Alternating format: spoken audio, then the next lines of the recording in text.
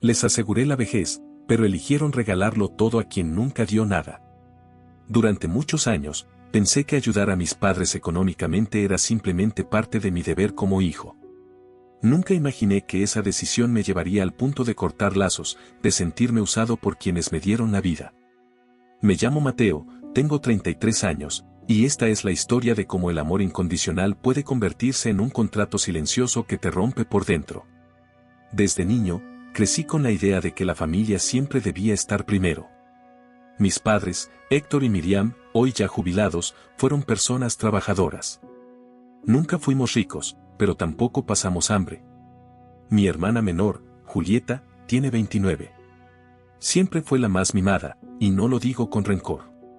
Simplemente era evidente. Yo era el que sacaba buenas calificaciones, el que no daba problemas, el que aprendió a callar y aguantar. Julieta, en cambio, tenía carta blanca para todo. Si rompía algo, es que es sensible. Si se negaba a hacer algo, ya madurará. Pero la madurez nunca llegó.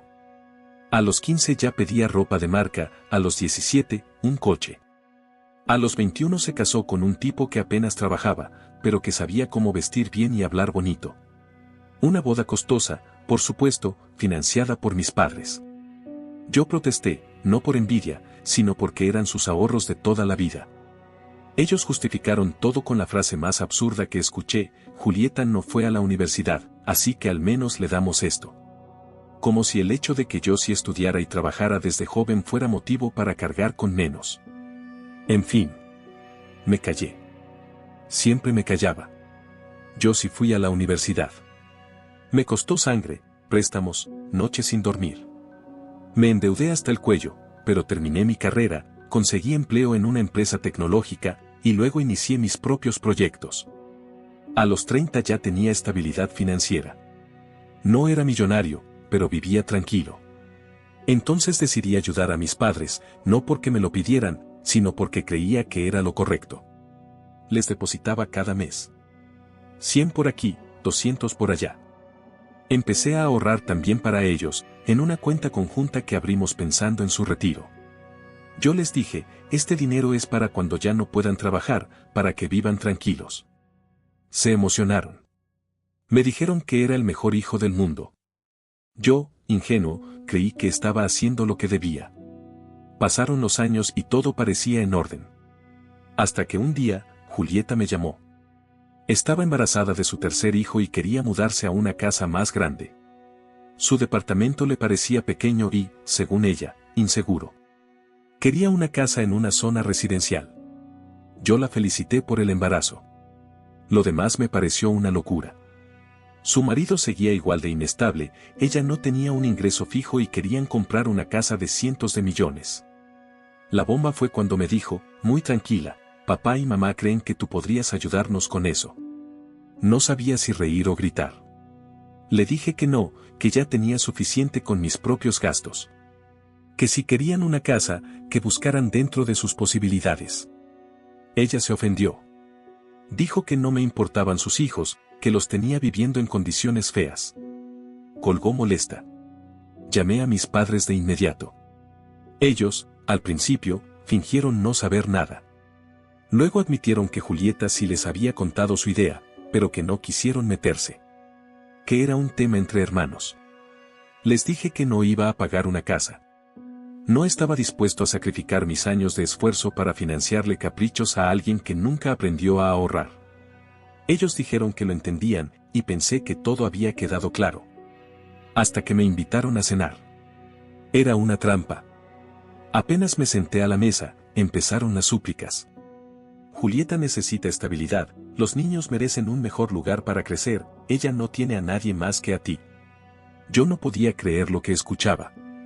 Les recordé todo lo que ya había hecho por ellos. Les pregunté si de verdad pensaban que yo tenía una fábrica de dinero. No les importó. Dijeron que era mi deber, que para eso ganaba bien. Que ellos se sacrificaron por mí y que ahora me tocaba a mí devolver el favor. Y ahí fue cuando exploté. Les dije que nadie les pidió sacrificar nada. Que yo había trabajado desde joven, que mis logros no eran producto de caricias ni de favoritismos. Que Julieta eligió su camino, y que seguir premiando su irresponsabilidad solo iba a empeorar las cosas. Me fui de esa cena sintiéndome traicionado. Por primera vez, sentí que mis padres no me veían como hijo, sino como una cuenta bancaria con patas. Los días siguientes fueron fríos. Llamadas cortas. Silencios incómodos. Empecé a notar que la cuenta de ahorro que tenía para ellos ya no crecía como antes. Algo me olía raro. Hasta que una tarde, me metí a revisar el estado de cuenta y vi que estaba vacía. No quedaba ni un solo peso. Me asusté. Pensé que habían sido hackeados. Llamé a mi mamá. Me mintió. Dijo que le había prestado el dinero a una tía que tenía una emergencia médica. Yo conocía a esa tía, así que le creí, hasta que se me ocurrió llamarla directamente.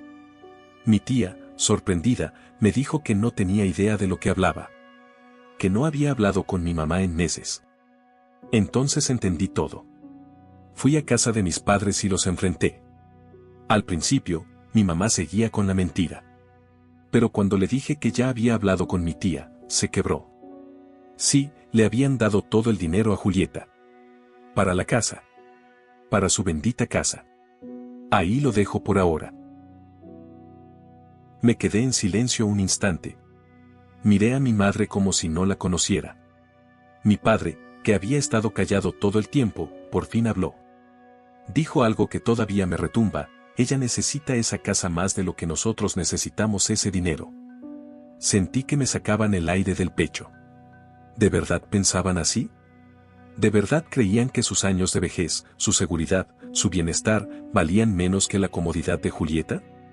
Yo había trabajado durante más de una década ahorrando ese dinero, privándome de vacaciones, de lujos, de vida, pensando que era lo correcto, que estaba asegurando el futuro de quienes me criaron.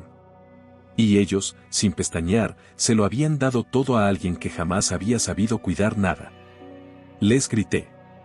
No me enorgullezco de eso, pero perdí el control. No podía creer que mi sacrificio valiera tan poco. Que me hubieran usado así. Les pregunté si creían que yo era algún tipo de millonario secreto. Que si se pensaban que imprimía dinero en el baño mientras me cepillaba los dientes. ¿Y si mañana me enfermaba? ¿Y si tenía una familia? ¿Y si mis circunstancias cambiaban? ¿Qué se supone que iba a hacer si ellos lo apostaban todo por Julieta, como si no tuviera consecuencias? Mi madre no dijo nada. Solo bajó la mirada. Mi padre, en cambio, sí respondió, con esa frialdad que a veces usaba cuando quería cerrar una discusión: tú la abandonaste. Nosotros no podíamos hacer lo mismo. Es nuestra hija. ¿Y yo qué soy entonces? ¿El vecino generoso? ¿El cajero automático de la familia? Esa noche me fui sin despedirme. Estaba temblando. Me encerré en mi apartamento, apagué el teléfono, lloré de pura rabia. No por el dinero en sí. No era solo eso. Era el desprecio. La traición. Pasaron unos días. Luego una semana. No me llamaron. Tampoco los llamé. Hasta que un domingo, mi madre me escribió. Me pidió que hablara con Julieta. Que intentara razonar con ella. Que tal vez, si yo le explicaba, ella podría devolver el dinero. Fui. Aún no sé por qué. Supongo que una parte de mí todavía quería creer que esto podía arreglarse. Julieta llegó con esa actitud suya de siempre. Cómoda, segura, como si el mundo girara a su favor. Le expliqué todo, lo que significaba ese dinero, lo que habían hecho nuestros padres, lo que podría pasar si llegaban a enfermarse y no tuvieran con qué costearlo. Ella se encogió de hombros. Dijo que el pago inicial ya estaba hecho. Que la casa era suya. Que no iba a devolver nada. Que no me preocupara tanto, que si quería, podía seguir ahorrando otro fondo para ellos, ya que ganaba tan bien. Y eso fue todo. Me levanté, le dije a mis padres que no contaran más conmigo para nada económico. Ni facturas, ni medicamentos, ni un solo peso. Se los dije así, directo, mirándolos a los ojos. Les advertí que Julieta no iba a cumplir su promesa de cuidar de ellos. Que la comodidad no la había hecho responsable, sino más cómoda aún. Mi madre se asustó. Mi padre intentó negociar. Pero yo ya estaba decidido. Y entonces Julieta, con esa cara de suficiencia que se le forma cuando cree haber ganado, dijo, no te preocupes por ellos, yo los cuidaré. No son tu carga. Esa frase fue como una daga. Porque ella lo decía en serio. Pero yo la conocía. Conocía su historial, su egoísmo, su forma de abandonar todo lo que no le da beneficios inmediatos. Los días siguientes fueron aún peores. Mis padres, en vez de recapacitar, se aferraron a la fantasía de que Julieta los mantendría. Empezaron a decir cosas como, ahora ella tiene casa propia, ya no gasta en arriendo, seguro que le sobra algo para nosotros, no seamos tan pesimistas. Yo dejé de contestar llamadas. Me sentía drenado. Estaba empezando a enfermarme emocionalmente por todo esto. Me refugié en el trabajo, en mis amigos, en mi pareja de ese momento, que aunque no duró mucho tiempo, me ayudó a mantenerme cuerdo. Pasaron 2 semanas. Luego 1 mes. Luego 2. Y todo pasó como lo predije. Julieta y su esposo descubrieron que mantener esa casa no era tan fácil como presumirla en Instagram. La hipoteca era alta. Los servicios subieron. Los colegios costaban más. La gasolina, las tarjetas de crédito, los muebles, todo se acumulaba. Los mensajes de mis padres volvieron. Primero disfrazados de hola, hijo, ¿cómo estás? Luego más directos, estamos pasando una mala racha, necesitamos ayuda con una medicina, ¿podrías adelantarnos algo este mes? Me mantuve firme. No contesté. No envié nada. No porque no me doliera, sino porque ya entendía que cualquier ayuda mía solo reforzaba sus malas decisiones. Y ahí lo dejo por ahora. Una tarde, mientras terminaba de editar unos informes en casa, mi celular empezó a sonar sin parar. Llamadas perdidas, mensajes acumulándose, notificaciones de voz. Era mi madre. Ignoré las primeras 5 veces, pero a la sexta, algo me dijo que respondiera. Al otro lado de la línea, su voz era un hilo tembloroso. Me dijo que Julieta había vendido la casa y se había mudado de ciudad sin avisar. Me quedé mudo. ¿Cómo que la vendió? Sí, hijo, nos dejó. Y rompió a llorar. Sentí un escalofrío. No por Julieta. Por ellos. Resulta que mis padres, presionados por la situación económica, habían ido a verla. Le pidieron que cumpliera con lo prometido, que los ayudara, al menos con lo básico. La conversación terminó en una discusión en la que Julieta les aseguró que sí, que les mandaría dinero mensualmente. 1 mes después, cuando mi madre la llamó para cobrar, Julieta pospuso la entrega. 2 semanas más tarde, ya no contestaba el celular. Y días después, desapareció por completo. Bloqueó a mis padres de sus redes sociales. Cambió de número. Cuando fueron hasta la casa, estaba cerrada y alguien más la estaba pintando. Había vendido todo y se había ido sin dejar rastro. Eso fue el colmo. No sentí tristeza por Julieta. Sentí rabia. Sentí un asco profundo. No por su traición, sino por la confirmación brutal de todo lo que yo había advertido y ellos se negaron a ver. Mis padres me suplicaron ayuda. Me pidieron que por favor reconsiderara. Que ellos habían cometido un error, que ahora se daban cuenta. Que Julieta nunca cambiaría. Que estaban arrepentidos. Y claro, dolía verlos así. Me partía el alma escuchar a mi madre sollozar como una niña. Pero la parte racional dentro de mí me gritaba que no. Que no podía volver a caer. Que esta historia ya tenía suficientes lecciones. Así que les dije que necesitaba tiempo. Que estaba en otra etapa de mi vida. Les recordé que llevaba 5 meses saliendo con alguien, y que estaba considerando mudarme con ella. Que teníamos planes serios. Que necesitaba enfocarme en construir mi propia familia, no en seguir pagando por los errores de la anterior. 1 semana más tarde fui a visitarlos. La escena era la misma, el comedor con las sillas cojas, la mesa con las marcas de siempre, los mismos cuadros en las paredes. Pero había algo distinto. El ambiente estaba cargado. Como si el aire mismo estuviera avergonzado. Repetí todo lo que les había dicho antes.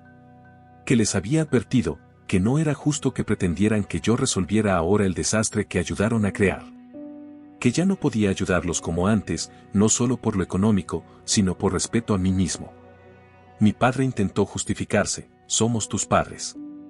Te criamos. Te dimos todo. Y fue ahí donde dije lo que llevaba años tragándome. Ustedes me criaron, sí. Y lo agradezco. Pero nunca confiaron en mí como confiaron en Julieta. Siempre asumieron que yo podía solo, y por eso me cargaron con todo. Pero eso no les da derecho a arruinar mis planes, a exprimir mi trabajo, a esperar que yo arregle lo que ustedes estropearon. Se quedaron callados. Mi madre lloraba en silencio.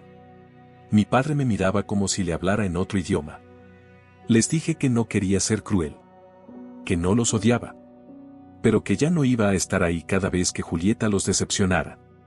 Porque Julieta no va a cambiar. Porque ella no sabe cuidar ni un cactus. Y entonces, cuando pensaba que ya no podían decir nada peor, mi padre murmuró: todo esto no habría pasado si hubieras comprado la casa desde el principio. Sentí que me daban una bofetada.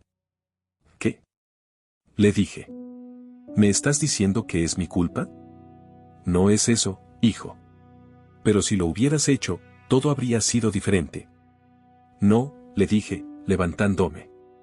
Lo que fue diferente es que ustedes eligieron traicionarme.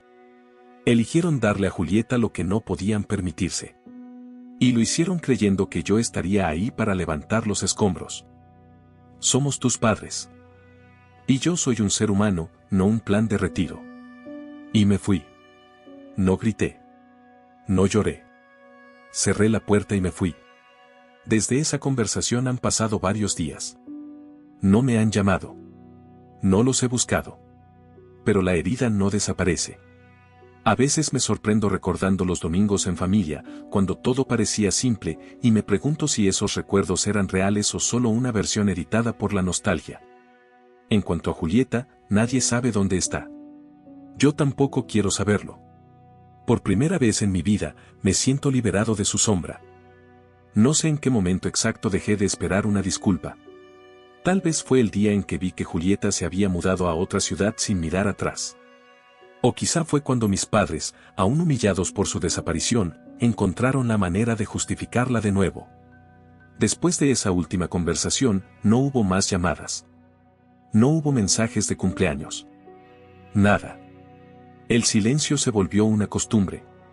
Me concentré en mi vida, en mi trabajo, en la relación con mi pareja. Con el tiempo, me comprometí. Firmamos un acuerdo prenupcial, nos casamos, y nos mudamos a una casa que pagamos con esfuerzo mutuo y cabeza fría. Fue una decisión consciente, construir algo propio, desde la claridad, sin secretos, sin trampas emocionales. ¿Dolía que mis padres no estuvieran en la boda? Claro. Pero dolía más la certeza de que no habían sabido priorizar. Que aún, después de todo, no entendían el daño que causaron. Y que, de alguna forma, todavía creían que todo había sido culpa mía. Durante un tiempo supe que mi papá había regresado al trabajo. No por gusto, sino porque no le alcanzaba. Encontró un puesto menor en una tienda de repuestos. Mi madre hacía arreglos de costura desde casa. Ambos, ya mayores, en plena etapa de lo que debería ser descanso, volvían a buscar ingresos por necesidad. La ironía no me pasó desapercibida. Ese dinero que ahora tanto necesitaban fue el mismo que regalaron para comprarle a Julieta una casa que ella vendió meses después. Y ahora estaban pagando el precio, literalmente. Lo supe por una tía lejana con la que todavía mantenía contacto ocasional. Fue ella quien, sin saberlo, me dio también la última noticia sobre Julieta. Al parecer, se estaba divorciando. Lo publicó en redes sociales, pero no lo comentó con nadie más. No me sorprendió. Ese matrimonio, desde el principio, fue un disfraz. Dos personas que nunca habían sido responsables unidas por una vida cómoda que nunca supieron sostener. Ella se casó joven porque quería una boda de revista, no un compromiso real. Y él, porque le gustaba vivir sin presiones. La vida adulta terminó golpeándolos como a un adolescente que copia en un examen y luego no entiende por qué reprueba. No sé si hubo infidelidad. No sé si alguno se fue con otra persona.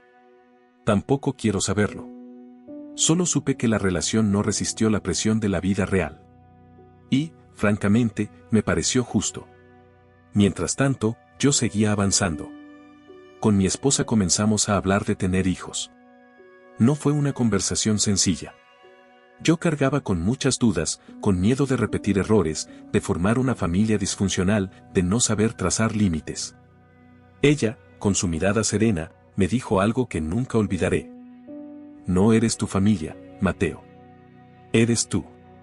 Tú decides qué patrón rompes, qué ciclo interrumpes. Esa frase me dio paz. Me dio fuerza. Me recordó que por más que me doliera el pasado, yo no estaba condenado a repetirlo.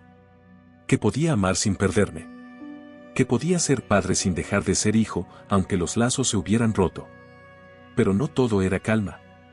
A veces, en las noches, me despertaba con el corazón acelerado.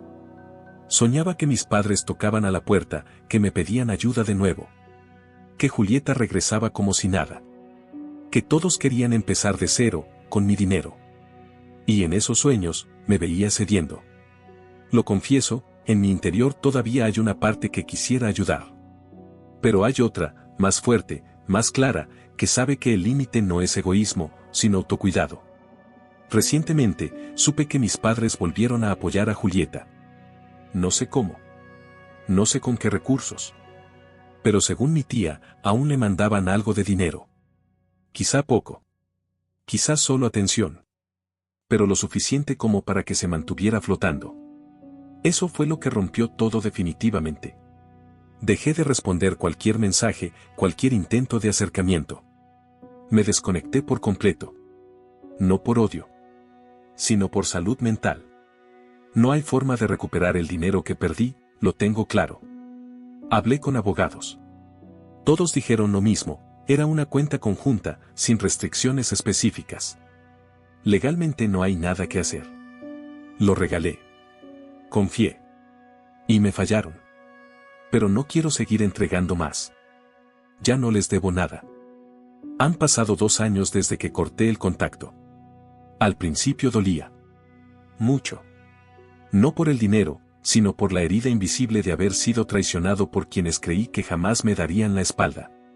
Hoy puedo decir que el dolor no se fue del todo, pero ya no me paraliza. Lo transformé en aprendizaje. En una lección que, aunque me costó cara, me ayudó a redibujar los límites de lo que permito en mi vida. Julieta nunca volvió a buscarme. No sé dónde está ni me interesa saberlo. Mi madre y mi padre, hasta donde sé, siguen trabajando, a duras penas. Sigo sin saber si entienden del todo lo que rompieron. Si alguna vez lo harán. A veces me pregunto si, al ver que no estuve en la boda de mi primo, o en el funeral de una tía lejana, pensaron que exageré. Que fui cruel. Que debí perdonar. Pero nadie más estuvo en mis zapatos. Nadie sabe lo que se siente ver cómo tus esfuerzos son descartados por una fantasía familiar que nunca fue real.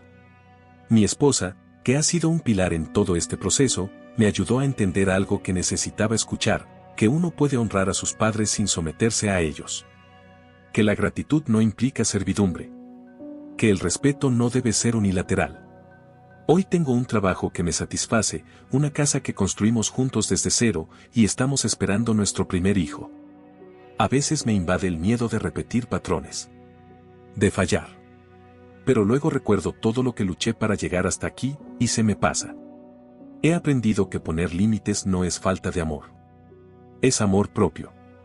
Y también he aprendido que, aunque la sangre tira, no pesa más que la dignidad. He vivido la pérdida de una familia que estaba rota mucho antes de que yo tomara distancia. Y sí, duele. Pero también me liberó. A quienes estén pasando por algo parecido, no esperen que los demás cambien para dar el paso que tienen que dar. No se queden donde no los valoran. A veces, decir hasta aquí es la única forma de empezar a sanar. Porque el amor, cuando se exige sin respeto, se convierte en deuda. Y nadie debería vivir endeudado emocionalmente con su propia familia. Esta historia no tiene un final feliz. Pero sí un final digno. Y eso, al menos para mí, es suficiente. No olvides dejar tu opinión en los comentarios, dejar tu like y compartir este video.